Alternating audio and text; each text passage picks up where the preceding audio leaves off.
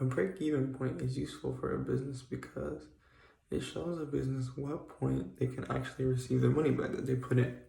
So this is very important for lots of reasons for businesses. For one, this shows them when they become, when they can go back to being, at level ground.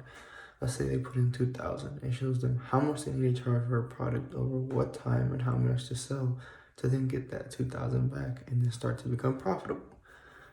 So when considering this, there are a lot of things to consider, but there are two main things: variable cost and fixed cost.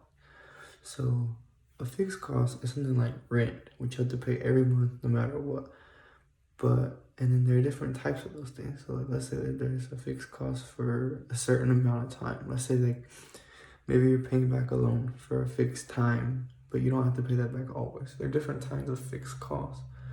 And then there's variable costs. So the variable cost is costs that are changing as like you make more money. So the more money you make, usually the higher the variable cost, but they're not the same every time.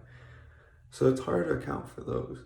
But you can usually account for those at the beginning of every month, because you should know how much you're going to make in that month with the different statements you can use to estimate your revenue. So that's important to know your break-even cost and then your fixed cost. And then there's something called direct cost, indirect cost. So direct costs come from something you directly do, like let's say like you buy something, that's a direct cost. But let's say there's an indirect cost.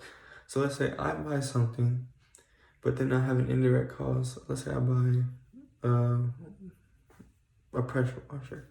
I have a direct cost in that moment of the pressure washer, but the indirect cost of that is either something I didn't buy before, I could have, or like let's say there's like the gas that it costs. Like that's an indirect cost. Now I indirectly have to pay more gas than I would have, and my electricity bill is higher than I would have because I bought that. That's an indirect cost of the pressure washer that I could use. But most of the time it doesn't matter that you incur these indirect costs, because the product that you buy, or the thing that you buy, usually is more important and garners a higher profit than the indirect cost is even really worth. So it's not really worth worrying about that.